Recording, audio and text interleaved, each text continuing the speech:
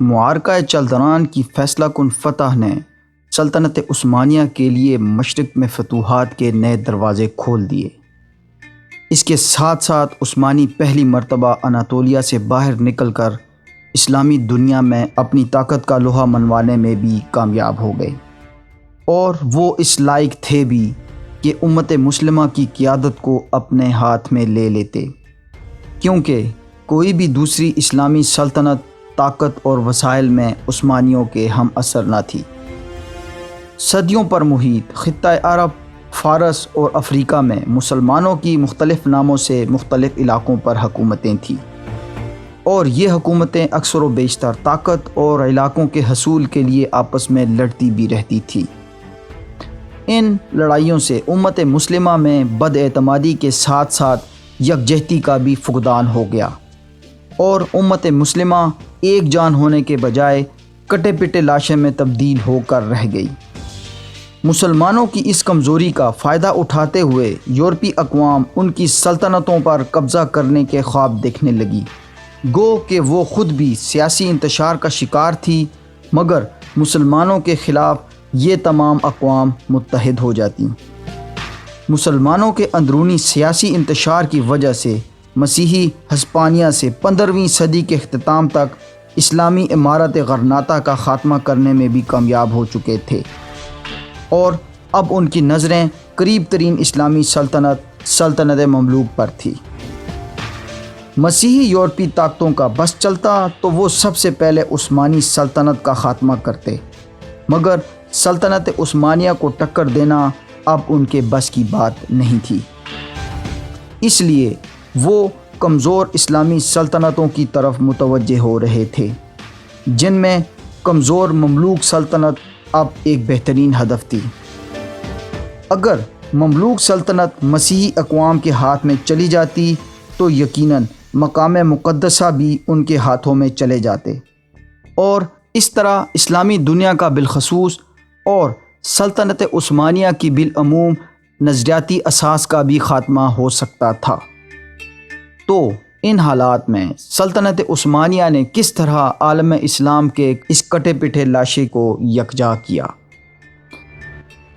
السلام علیکم دوستو، آپ دیکھ رہے ہیں سیکھو جانو کی اوٹومن سیریز، اور آج کی اس ویڈیو میں ہم آپ کو بتائیں گے کہ کیسے عثمانیوں نے نہ صرف اسلامی دنیا کا دفاع کیا بلکہ اسلامی نظریاتی سرحدوں کی حفاظت کا ذمہ بھی اٹھا لیا، اور کیسے خلافت اسلامیہ کا اہم ترین منصب عربوں سے نکل کر عثمانی ترکوں کو منتقل ہو گیا۔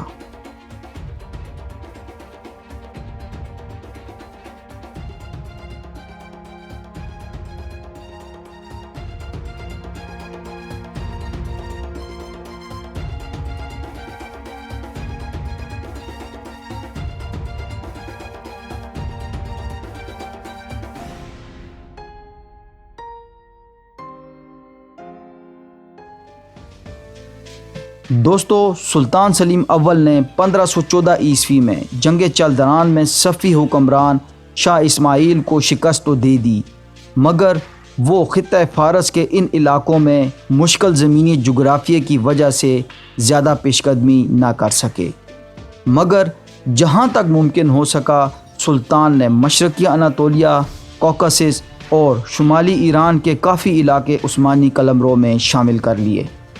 جنگ چلدران کی فتح نے مشرق وسطیٰ میں قائم طاقت کے توازن کو بڑی حد تک متاثر کر دیا۔ صفویوں، مملوکوں اور عباسیوں کے علاوہ عثمانیوں کی ان علاقوں میں آمد نے علاقائی تمام طاقتوں کو بے چینی میں مبتلا کر دیا۔ اس کی سب سے بڑی وجہ سخت گیر اوصاف کے حامل عثمانی حکمران سلطان سلیم اول خود تھے۔ سلطان سلیم اول اپنے والد کے بالکل برعکس انتہائی سخت طبیعت کے حامل عثمانی حکمران تھے۔ وہ اپنے فیصلوں میں انتہائی خفیف سی بھی مخالفت برداشت نہیں کرتے تھے، اور جو کوئی بھی سلطان کی ذرا سی بھی مخالفت کرتا یا کرنے کی جرت کرتا اسے اپنی جان سے ہاتھ دھونا پڑتا۔ سلطان کی اس قدر سخت رجحان طبیعت نے نہ صرف حکومتی حلقوں بلکہ عثمانیوں کی خصوصی فوج جینیسریز کو بھی سلطان کے رعب اور دبدبے کے ماتحت کر دیا۔ کسی کو بھی جرت نہ ہوتی تھی کہ وہ سلطان کی ذرا سی بھی مخالفت کرتا۔ اس کے ساتھ ساتھ سلطان اپنے کسی بھی کام میں غفلت برداشت نہیں کرتے تھے۔ یہی وجہ تھی کہ سلطان سلیم اول کے دور اقتدار میں 7 وزرائے اعظم اپنی جان کی بازی ہار گئے، مگر سلطان سلیم کی اس سختی نے سلطنت میں بگاڑ کے حامل تمام شعبوں کو صحیح سمت میں منتقل کر دیا۔ ویسے تو سلطنت عثمانیہ کی مشرقی سرحدیں پچھلے کافی عرصے سے مغربی سرحدوں کی بنسبت زیادہ محفوظ تھیں، مگر معرکہ چلدران کے بعد سلطنت عثمانیہ نے اپنی نئی مشرقی سرحدوں کو محفوظ بنانے پر خصوصی توجہ دی۔ 1515 عیسوی میں سلطان سلیم نے عثمانی علاقوں میں موجود تمام نیم خود مختار باج گزار ریاستوں کا وجود ختم کر دیا، جن میں دولقادیرس اور رمضانید شامل تھے۔ یہ دونوں ریاستیں عثمانیوں اور مملوکوں کے درمیان بفر زون کا کام بھی کرتی تھی، مگر اب ان دونوں ریاستوں کے مکمل طور پر سلطنت عثمانیہ میں ضم ہو جانے کی وجہ سے مملوک اور عثمانی سرحدیں آپس میں مل چکی تھی، جو کہ مملوکوں کے لیے انتہائی تشویشناک بات تھی۔ سلطان سلیم اول کے والد محترم سلطان بایزید دوئم کے دور اقتدار میں مصر کے حکمرانوں نے شہزادہ جم کو نہ صرف خوش آمدید کہا تھا بلکہ انہوں نے اسے سلطان بایزید کے خلاف فوجی تعاون بھی فراہم کیا تھا۔ اس تعاون کے علاوہ سلطان سلیم اول کے دور اقتدار میں خفیہ اداروں نے کچھ ایسے خطوط بھی پکڑے تھے جو صفیوں اور ممالک کے درمیان تعاون کا پتہ دیتے تھے۔ باوجود ان سب واقعات کے، جس واقعے نے عثمانیوں کو ممالک کے خلاف جنگ پر آمادہ کیا وہ تھا مملوکوں کی طرف سے ان صفی سفیروں کو اپنے علاقوں سے یورپ کا راستہ فراہم کرنا جو کہ صفی مسیحی عثمانی مخالف اتحاد بنانا چاہتے تھے۔ اس حرکت کی عثمانیوں کو ممالک سے اپنے ہم مسلک اور ہم عقیدہ ہونے کے ناطے بالکل بھی امید نہ تھی۔ بنیادی طور پر سلطان سلیم اول نے صفوی سلطنت کے مکمل خاتمے کا ارادہ ابھی ترک نہیں کیا تھا۔ وہ دوبارہ سے صفوی سلطنت پر ایک زبردست حملہ کر کے اسے فتح کرنا چاہتا تھا، لیکن خاصا جنگی تجربہ رکھنے کی بنیاد پر سلطان سلیم اول نے یہ بہتر محسوس کیا کہ پہلے اپنی پیٹھ محفوظ کر لینی چاہیے، اور یہ صرف اسی صورت ممکن تھا کہ یا تو مملوک سلطنت کو باج گزار بنایا جائے یا پھر انہیں مکمل طور پر عثمانی املاک میں ضم کر لیا جائے۔ سلطان سلیم اول چاہتے تو مملوک سلطنت پر صفوی درپردہ تعاون یعنی سفیروں کو اپنے علاقوں سے راستہ دینے والے واقعے کو جواز بنا کر ان پر حملہ کر دیتے، مگر انہوں نے اس درپردہ عثمانی مخالف تعاون کو جواز نہ بنایا اور کسی اچھے موقع کی تلاش میں رہنے لگے۔ تاہم سلطان کو زیادہ دیر انتظار نہیں کرنا پڑا اور یہ موقع جلد ہی پکے ہوئے آم کی طرح سلطان کی جھولی میں آ گرا۔ ہوا کچھ یوں کہ اہل شام ممالک کے ظلم و ستم سے تنگ آ چکے تھے، اس لیے ان کی خواہش تھی کہ ان کا الحاق بھی سلطنت عثمانیہ سے ہو جائے۔ اس لیے انہوں نے اپنے سرداروں اور علماء کے ذریعے سلطان سلیم اول کے نام خط لکھے، جس میں مملوک سلطنت کے ظلم و ستم کے بارے میں لکھا گیا، اور سلطان کو نہ صرف ان علاقوں پر حملے کی دعوت دی گئی بلکہ اطاعت کے ساتھ ساتھ خفیہ تعاون کا بھی وعدہ کیا گیا۔ ڈاکٹر محمد حارب کی کتاب دی Ottoman in history and civilisation کے حوالے کے مطابق آج بھی یہ خط استنبول میں توپ کاپی میوزیم کے ریکارڈ روم میں موجود ہیں۔ خیر، مملوک سلطان قانصوہ غوری بھی اس بات سے خوب واقف تھا کہ صفیوں کے بعد اب اگلا نمبر اس کا ہی ہے، کیونکہ سلطان بایزید دوم کے دور میں شہزادہ جم کو فوجی تعاون فراہم کرنا اور اب صفوی سفیروں کو محفوظ راستہ فراہم کرنا عثمانیوں کو سیدھا سیدھا چیلنج تھا۔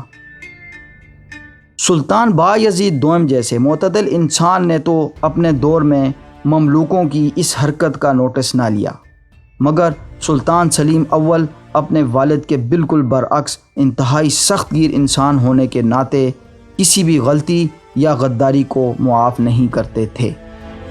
چنانچہ کانسوا غوری نے شاہ اسماعیل کی دعوت پر 1516 عیسوی میں ایک زبردست فوج کے ساتھ شام کا رخ کیا تاکہ سرحدی علاقوں سے عثمانی افواج کی نقل و حرکت پر نظر رکھی جا سکے۔ تاہم سلطان کانسوا غوری نے قاہرہ میں اپنے وزیر تومان بے کو اپنا قائم مقام مقرر کر دیا تھا۔ اس کے ساتھ ساتھ شام کے اس سفر میں سلطان سلیم کا بھتیجا شہزادہ احمد، جو کہ صفوی سلطنت کی طرف بھاگ گیا تھا، سلطان کانسوا غوری سے آ ملا۔ سنان پاشا، جو کہ ایشیائی کوچک کے جنوب مشرق میں ترک افواج کا سپہ سالار تھا، نے اس بڑی مملوک فوج کی شام میں آمد کی اطلاع سلطان سلیم کو پہنچا دی۔ سلطان سلیم یہ نادر موقع گنوانا نہیں چاہتے تھے، کیونکہ عثمانیوں کو تو پہلے ہی شامی گورنر خیر بے اور مقامی آبادی کی طرف سے خفیہ طور پر تعاون کی یقین دہانی حاصل تھی، اور مملوک سلطان کانسوا غوری بھی خود چل کر شام میں آ گیا تھا۔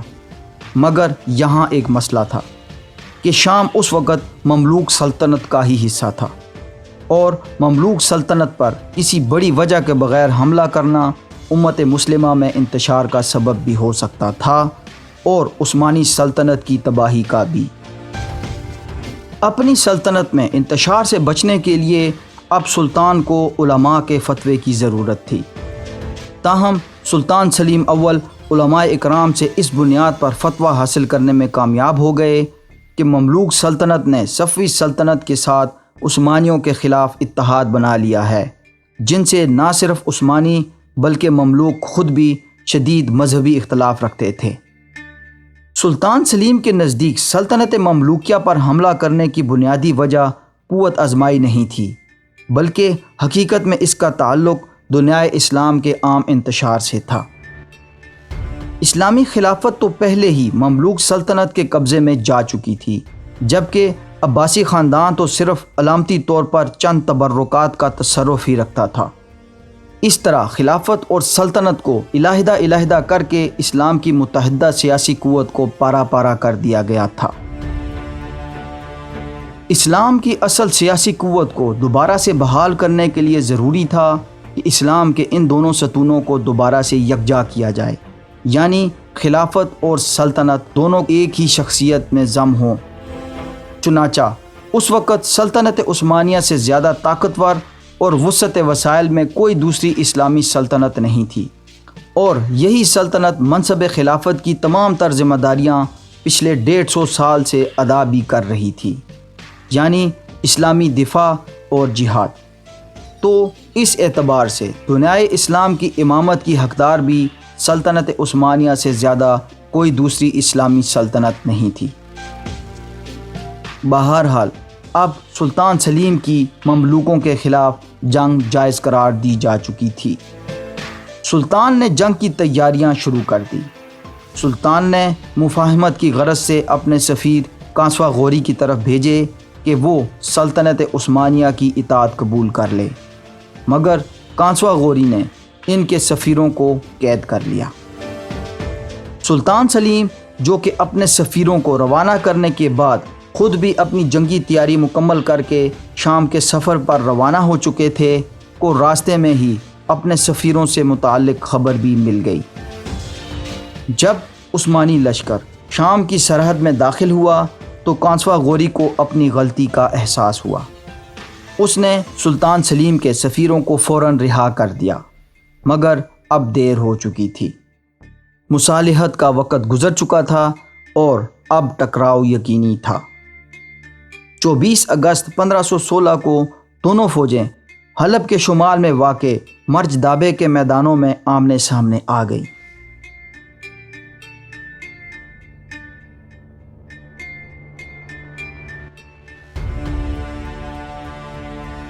مورخین کے مطابق کانسوا غوری کے پاس 20 سے 50 ہزار جبکہ سلطان سلیم کے پاس 30 سے 60 ہزار تک کی فوج موجود تھی، مگر ان اعداد و شمار پر مورخین اختلاف بھی رکھتے ہیں۔ مملوک افواج کے پاس بہت محدود تعداد میں بندوقیں تھیں، مگر ان کی گھڑ سوار فوج انتہائی حد تک تربیت یافتہ تھی، جبکہ عثمانی توپوں اور بندوقوں سے لیس تھے۔ کانسوا غوری نے اپنی افواج کو 3 حصوں میں تقسیم کیا، جن میں وسطی حصے کی قیادت کانسوا غوری خود کر رہا تھا۔ دائیں حصے کی کمانڈ تھی دمشق کے گورنر سائبے کے پاس، جبکہ بائیں حصے کی کمانڈ کر رہا تھا حلب کا گورنر خیربے، اور ان سب کے پیچھے نئی بھرتی شدہ پیادل فوج بھی موجود تھی۔ یہاں آپ کو یہ بھی بتاتے چلیں کہ گورنر خیربے پہلے ہی عثمانیوں کے ساتھ ساز باز کر چکے تھے۔ جنگ کے آغاز میں مملوک دائیں حصے نے پہل کی، جس کی قیادت دمشق کا گورنر سائبے کر رہا تھا۔